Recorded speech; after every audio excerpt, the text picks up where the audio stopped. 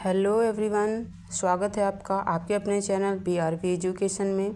दोस्तों, आज हम पढ़ने वाले हैं महिला प्रजनन तंत्र, फीमेल रिप्रोडक्टिव सिस्टम। ठीक है, हमने कल इसका जो एक पार्ट था, जो पुरुष प्रजनन तंत्र था, हमने कल उसको ख़त्म कर लिया था और आज हम पढ़ने वाले हैं महिला प्रजनन तंत्र। दोस्तों, जो पुरुष प्रजनन तंत्र है वो थोड़ा ज़्यादा इतना लॉन्ग नहीं है और जो हमारा महिला प्रजनन तंत्र है वो थोड़ा ज़्यादा बड़ा है, तो इसलिए मैं इसको 2 वीडियो में लेकर आऊँगी। हम एक पार्ट आज करेंगे और दूसरा पार्ट हम इसका कल करते हैं। ठीक है, तो नहीं तो इसका कम से कम 1-1.5 घंटे का इसका वीडियो बन जाएगा और मैं नहीं चाहती कि ये बोरिंग वीडियो बने इसलिए मैं इसको 2 पार्ट में आपको करवाऊँगी। और इसके बाद जैसे हमारा ये महिला प्रजनन तंत्र पूरा होता है, इसके बाद पुरुष प्रजनन तंत्र और महिला प्रजनन तंत्र के मैं कम से कम 50 क्वेश्चन लेकर आऊँगी आपके लिए। ठीक है, तो दोस्तों हम अपने कर लेते हैं क्लास को शुरू। और क्लास शुरू करने से पहले आप चैनल को लाइक कर दीजिए, सब्सक्राइब कर लीजिए और बेल आइकन को ऑन कर दीजिए। और दोस्तों, इसके PDF के लिए आप हमारे टेलीग्राम चैनल को ज्वाइन कर सकते हैं, जो कि इसका लिंक दिया हुआ है हमारे डिस्क्रिप्शन बॉक्स में। ठीक है, आप टाइम का ध्यान रखते हुए क्लास को कर लेते हैं शुरू। सबसे पहले देखते हैं महिला प्रजनन तंत्र। महिला प्रजनन तंत्र क्या होता है? तो जो महिला प्रजनन प्रणाली होती है, फीमेल रिप्रोडक्टिव सिस्टम होता है, वे अंग शामिल होते हैं। इसमें महिला प्रजनन तंत्र में वे अंग शामिल होते हैं जो प्रजनन, गर्भावस्था और यौन क्रिया में शामिल होते हैं। इसमें कौन कौन से अंग आ जाते हैं? इसमें अंडाशय, फैलोपियन ट्यूब, गर्भाशय, गर्भाशय ग्रीवा और योनि शामिल होते हैं। ठीक है, जैसे कि ये महिला प्रजनन तंत्र का ये वाला मैंने यहाँ पे चित्र डाला है और जितने भी मैं पार्ट्स बनाऊंगी महिला प्रजनन तंत्र के, ठीक, सभी पार्ट्स में आपको चित्र के माध्यम से समझाती जाऊंगी कि कहाँ पे कौन सा हमारा महिला प्रजनन तंत्र में पार्ट्स होते हैं। ठीक है, अब देख लेते हैं जो महिला प्रजनन तंत्र होता है वह मुख्यतः 2 हिस्सों में बांटा जाता है। अब उसके 2 हिस्से कौन कौन से हो जाते हैं? 2 हिस्से हो जाते हैं हमारे। पहला हो जाता है आंतरिक अंग। और आंतरिक अंग क्या होता है? जो आंतरिक अंग जो शरीर के अंदर होते हैं उनको आंतरिक अंग बोल देते हैं। और दूसरा हमारा हो जाता है बाहरी अंग, इसको एक्सटर्नल बोल देते हैं। और जो हमारे शरीर के बाहर होता है, जैसे कि योनि के प्रवेश द्वार पर स्थित होते हैं, उनको हम बोल देते हैं बाह्य प्रजनन तंत्र। ठीक है, आगे देखते हैं आप आंतरिक प्रजनन तंत्र। ठीक है, सबसे पहले हम हम चैप्टर में जितने भी हमारे आंतरिक प्रजनन अंग है तो उनको हम पढ़ेंगे। और कल हम पढ़ने वाले हैं जो दूसरा हमारा इसका वीडियो आएगा, उसमें हम पढ़ने वाले हैं बाह्य प्रजनन तंत्र। ठीक है, तो करते हैं शुरू। जो आंतरिक प्रजनन अंग होते हैं उसमें सबसे पहला आ जाता है हमारा अंडाशय, इसको ओवरीज बोल देते हैं। आपको दोनों नाम ध्यान रखना है। ठीक है, सबसे पहले आप देख लेते हैं जो ओवरी होती है। ओवरी हम किसको बोलते हैं, ये क्या कार्य करता है? तो ओवरी, अंडाशय जो होता है, ये महिलाओं के प्रजनन प्रणाली का एक महत्वपूर्ण अंग होता है। ठीक है, प्रजनन प्रणाली का एक महत्वपूर्ण अंग होता है ये। दोस्तों, आपको ये वाला पॉइंट बहुत खास याद रखना है। जो इसका जो आकार होता है वह बादाम के आकार की होती है। जो हमारा अंडाशय होता है यानी ओवरी होती है, यह बादाम के आकार की होती है। इसमें 2 ग्रंथियां होती हैं। ठीक है, जो गर्भाशय के दोनों ओर स्थित होती हैं। अंडाशय अंडे का उत्पादन और भंडारण करते हैं। जो अंडाशय होते हैं उनका कार्य क्या होता है कि ये अंडे को उत्पादन करते हैं और भंडारण करते हैं। और महिला हार्मोन्स जैसे जो महिला हार्मोन्स है, महिला हार्मोन्स तो मुख्यतः 2 प्रकार के होते हैं, एस्ट्रोजन और प्रोजेस्टेरोन। ठीक है, तो ये भी बनाते हैं। जो हमारा अंडाशय होता है, अंडाशय अंडे का उत्पादन करता है, भंडारण करते हैं और महिला हार्मोन्स भी रिलीज़ करते हैं। एक महिला हार्मोन्स जैसे एस्ट्रोजन और प्रोजेस्टेरोन। ठीक है, ये हार्मोन्स जो होते हैं ये मासिक धर्म चक्र, प्रजनन क्षमता और गर्भाशय को नियंत्रित करने में महत्वपूर्ण भूमिका निभाते हैं। अब देख लेते हैं इसकी संख्या कितनी होती है। जो अंडाशय होते हैं इसकी संख्या होती है हमारी 2। अब 2 कौन कौन सी हो जाती है? तो ये दोनों तरफ होती है, गर्भाशय के आसपास। ठीक है, गर्भाशय के आसपास दोनों ओर होते हैं हमारे अंडाशय। इसका आकार कैसा होता है? तो जैसे कि मैंने आपको बताया कि आपको खास का ध्यान रखना है। जो हमारा अंडाशय होता है उसका आकार बादाम के आकार का होता है और उसकी जो लंबाई होती है वह 3 से 4 सेंटीमीटर होती है। ठीक है, जो अंडाशय होता है हमारा, उसकी जो आकार होता है वह बादाम के आकार का होता है, इसकी लंबाई हो जाती है 3 से 4 सेंटीमीटर। अब इसका कार्य पढ़ लेते हैं, इसका कार्य क्या होता है मुख्यतः। तो दोस्तों इसका जो कार्य होता है, सबसे पहला तो ये करता है जो अंडाणु का निर्माण करना। ठीक है, अंडाणु का निर्माण करना, यह महिलाओं के जनन कोशिकाएं हैं। ठीक है, जो अंडाणु का निर्माण करना और ये महिलाओं के जनन कोशिकाएं हैं। फिर हो जाता है हमारा महिला हार्मोन यानी एस्ट्रोजन और प्रोजेस्टेरोन का स्त्राव करना। ठीक है, दूसरा इसका ये कार्य हो जाता है। फिर ये अंडाशय हर महीने, जो ये अंडाशय होता है हमारा, हर महीने एक अंडाणु छोड़ते हैं, जिसे अंडोत्सर्जन यानी अंडोत्सर्जन या ओवुलेशन कहते हैं। ठीक है, आगे देख लेते हैं। ये चित्र दिया हुआ है हमारा, यहाँ पे दिया हुआ ये हमारा होता है अंडाशय, हम इसको बोल देते हैं अंडाशय ये। ठीक है, इसका आकार कैसा होता है, बादाम के आकार का होता है। ये हमारा अंडाशय हो जाता है। और बाकी पार्ट्स आप देख लीजिए, ये जो होती है ये हमारी हो जाती है फैलोपियन ट्यूब। ठीक है, आपको ध्यान रखना है, इसको हम फैलोपियन ट्यूब बोल देते हैं। ये हो जाती है योनि, ये योनि हो जाती है। और ये हो जाता है गर्भाशय यानी ग्रीवा। ठीक है, ये वाला पार्ट गर्भाशय, ये ग्रीवा हो जाता है। और ये हो जाता है हमारा गर्भाशय, ये ग्रीवा हो जाता है और ये हमारा गर्भाशय मेन, यहाँ पे हमारा जो बच्चा पलता है। आगे देख लेते हैं। मैंने सभी जितने भी हमारे ये पॉइंट्स हैं, मैंने सभी पॉइंट्स के चित्र डाले हैं, तो आपको घबराने की ज़रूरत नहीं है कि आपको याद नहीं होगा। दोस्तों आप 2 से 3 बार इस वीडियो को देख लीजिएगा, तो आपको पूरी तरह से चित्र के माध्यम से पूरा आपको समझ में आ जाएगा। ठीक है, अब दूसरा हमारा होता है अंडवाहिनी, इसको हम बोल देते हैं क्या, फैलोपियन ट्यूब। जैसे कि हमने अभी आपको अगले वाले जो इसमें बता दिया है कि फैलोपियन ट्यूब कहाँ पे होती है, अब यहाँ पे फिर भी हम एक्सप्लेन करके पढ़ेंगे फैलोपियन ट्यूब का जो कार्य होता है क्या होता है। ठीक है, और इसका चित्र भी देखेंगे। दोबारा मैं समझाऊंगी सभी अंगों को। जो फैलोपियन ट्यूब होता है यह महिलाओं के प्रजनन तंत्र का एक महत्वपूर्ण हिस्सा होता है। ठीक है, तो आपको पता ही है कि प्रजनन अंग का एक महत्वपूर्ण हिस्सा होता है। ये 2 पतली नलीनुमा संरचना होती हैं। ठीक है, जैसे कि यहाँ पे आप देख पा रहे होंगे कुछ ऐसी संरचना जो होती है हमारी। ठीक है, ये कुछ ऐसी संरचना होती है, मैं आपके चित्र के माध्यम से समझाऊंगी, लेकिन फिर भी बस समझाने का प्रयास कर रही हूँ मैं। ये कुछ ऐसी संरचना होती है, तो जो ये वाली पतली पतली ये नली होती है, ठीक है, ये नलीनुमा संरचना होती हैं, उन्हीं को हम बोल देते हैं फैलोपियन ट्यूब, जो अंडाशय को गर्भाशय से जोड़ती हैं। इनका मुख्य कार्य क्या होता है, अंडाशय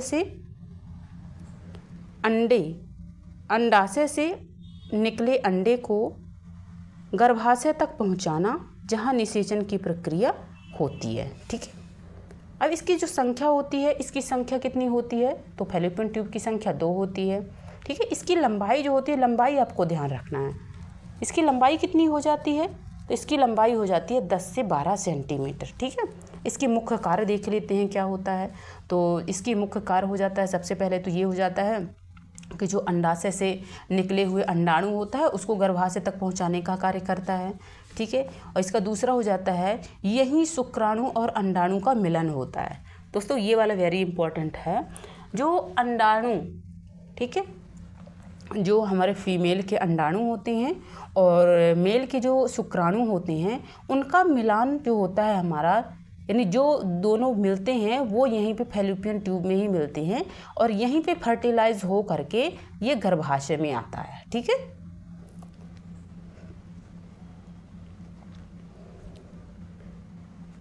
इसके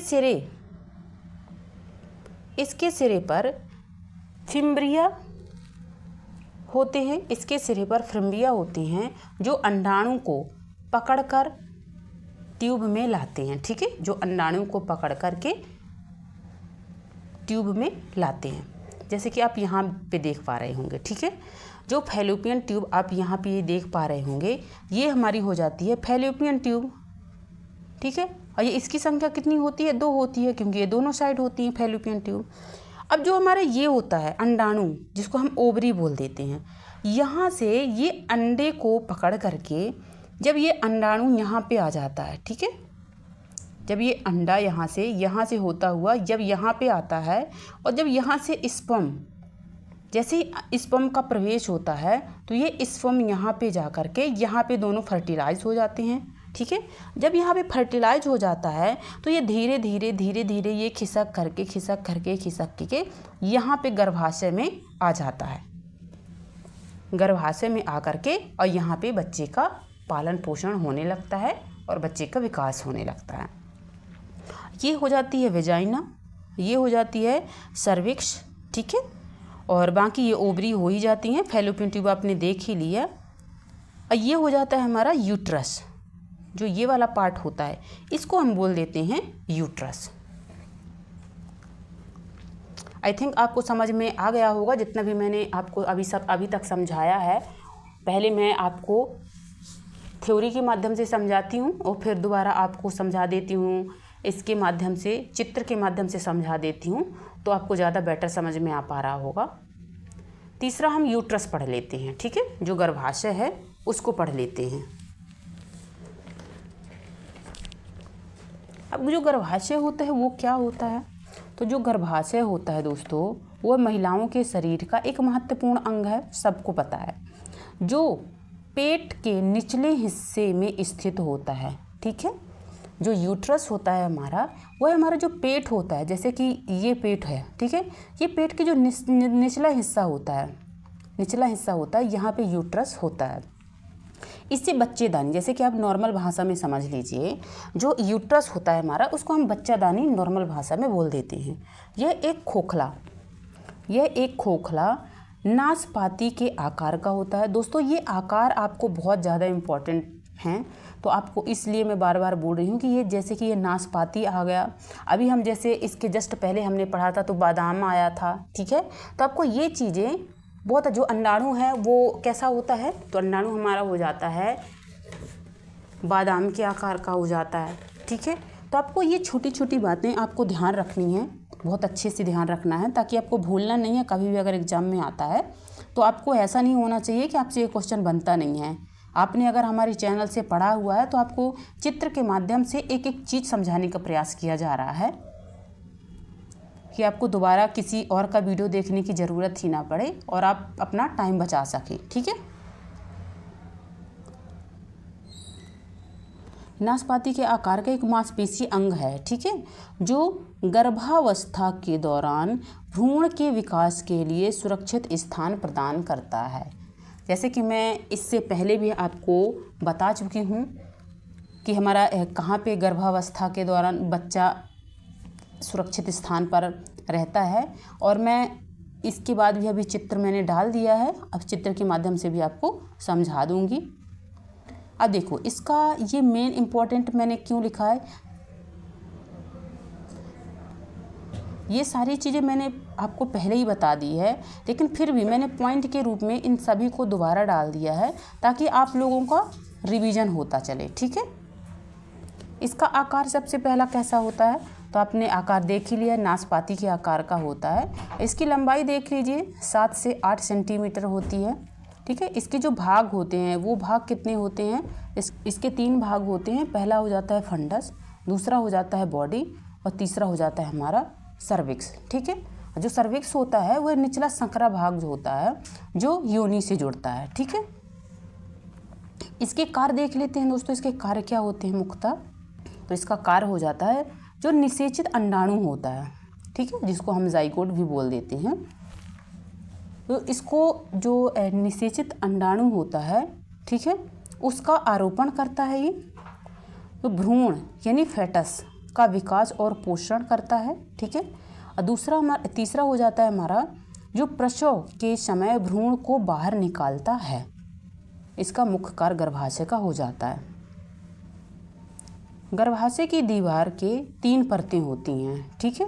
जो गर्भाशय की जो दीवारें होती हैं उसमें मुख्यतः 3 परतें होती हैं, मेट्रियम जो भीतरी परत होती है जिसमें मासिक धर्म के दौरान परिवर्तन होता है, ठीक है। जो एंडोमेट्रियम होता है वह एक भीतरी परत होती है। दूसरा हो जाता है हमारा मायोमेट्रियम। पहला एंडोमेट्रियम, ये भीतरी परत हो जाती है क्योंकि जो इंडो होता है, इंडो मतलब अंदर, ठीक है। तो इंडो हमारी अंदर का पार्ट हो जाता है, अंदर वाली परत हो जाती है। मायोमेट्रियम हो जाता है हमारा मांसपेशीय परत हो जाती है ये। और पेरीमेट्रियम हो जाती है हमारी बाहरी परत, जो सबसे लास्ट की परत होती है, ठीक है। तो आपको ध्यान रखना है जो गर्भाशय होता है, हमारे गर्भाशय की मुख्यतः 3 परतें होती हैं। पहला हमारा हो जाता है इंडो, दूसरा मायो और तीसरा हो जाता है हमारा पेरी, ठीक है। इनको आपको ध्यान रखना है। जो गर्भाशय, अब यहाँ पे आप देख लीजिए, इसको समझ सकते हैं। जो गर्भाशय होता है ये है हमारा गर्भाशय, ठीक है। अभी आपने जैसे कि देखा है जो इसका आकार होता है, गर्भाशय का आकार होता है, आपने नाशपाती के आकार का पढ़ा हुआ है, ठीक है। तो इसका जो गर्भाशय होता है ये नाशपाती के आकार का होता है। और मैंने आपको बता दिया है कि जो ये वाला हमारा पार्ट होता है, ये वाला जिसको मैं डार्क कर रही हूँ, ये वाला हमारा पार्ट हो जाता है क्या, फैलोपियन ट्यूब, ठीक है। आप दोनों साइड ये देख सकते हैं, ये फैलोपियन ट्यूब हो जाती है हमारी। ये हमारा हो जाता है अंडाशय, जहाँ मैं डार्क कर रही हूँ। दोस्तों आपको इसको थोड़ा सा ध्यान देना है। आपको अगर समझ में नहीं आ पा रहा होगा तो मैं दूसरा कलर ले लेती हूँ, अब आपको बेटर तरीके से समझ में आएगा। जो ये वाला हमारा पार्ट होता है, ये हमारा हो जाता है फैलोपियन ट्यूब। जो ये वाला होता है ये हमारा हो जाता है अंडाणु। फैलोपियन ट्यूब आपने देख ही लिया, ये होता है हमारा। और ये होता है हमारा, जैसे कि अभी हमने पढ़ा है, ये आंतरिक ओएस होता है, ये बाहरी ओएस होता है। ये हो जाती है योनि, ठीक है। और ये हो जाता है हमारा गर्भाशय यानी ग्रीवा।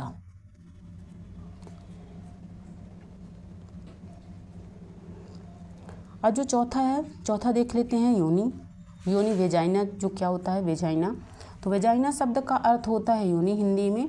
यह महिलाओं के शरीर का एक महत्वपूर्ण अंग होता है जो गर्भाशय से लेकर शरीर के बाहर तक फैला हुआ होता है। गर्भाशय से लेकर शरीर के बाहर फैला हुआ होता है, एक नली मार्ग होता है, ठीक है। नली नुमा एक मार्ग होता है। यह जन्म, संभोग और मासिक धर्म में महत्वपूर्ण भूमिका निभाता है। अब देख लेते हैं जो इसकी लंबाई होती है, इसकी लंबाई कितनी हो जाती है। वेजाइना की लंबाई हो जाती है 7 से 9 सेंटीमीटर। इसके जो कार्य होते हैं, ये कार्य क्या होते हैं, तो इसका सबसे पहला कार्य हो जाता है संभोग के दौरान लिंग को ग्रहण करना। फिर दूसरा हमारा हो जाता है मासिक धर्म का रक्त बाहर निकालना। और तीसरा हमारा हो जाता है प्रसव के समय शिशु का जन्म मार्ग होना, ठीक है। ये हमारा चित्र, ठीक है। ये यहाँ चित्र दिया हुआ है, आप चित्र के माध्यम से मैंने बहुत सारा आपको बता दिया है ऑलरेडी। ये हमारा हो जाता है सर्विक्स, ये हो जाता है वेजाइना, और ये हमारा हो जाता है यूट्रस, ठीक है। आपको ध्यान रखना है। ये हमारा हो जाता है गर्भाशय, ये हमारी फैलोपियन ट्यूब हो जाती है, ये हमारे हो जाते हैं अंडाशय, ठीक है। ये एम्ब्रॉय है, ये यहाँ से एम्ब्रॉय हो करके यहाँ पे जाता है फैलोपियन ट्यूब में। और जब फैलोपियन ट्यूब में यहाँ पर ये फर्टिलाइज होता है, जब भी यहाँ से जो होते हैं स्पर्म प्रवेश करते हैं और प्रवेश करके यहाँ पे फर्टिलाइज हो करके ये एम्ब्रॉय यहाँ आकर के गर्भाशय में इसका पालन पोषण होता है और इसका विकास होने लगता है, ठीक है। तो दोस्तों हम अपनी क्लास को आज यहीं तक रखेंगे। जो इसका बाहरी अंग है, एक्सटर्नल जो है, ये वाला आप देख पा रहे होंगे। जो बाहरी अंग को हम पढ़ेंगे कल के वीडियो में। आज के लिए बस इतना ही, और हम अपने क्लास को यहीं पे समाप्त करेंगे। ज़्यादा बड़ी हम क्लास नहीं बनाएंगे, बहुत बोरिंग फील होता है बच्चों को। तो दोस्तों आज हम अपनी क्लास को यहीं पे समाप्त करते हैं। यहाँ तक बने रहने के लिए आप सभी का बहुत बहुत धन्यवाद एंड बाय।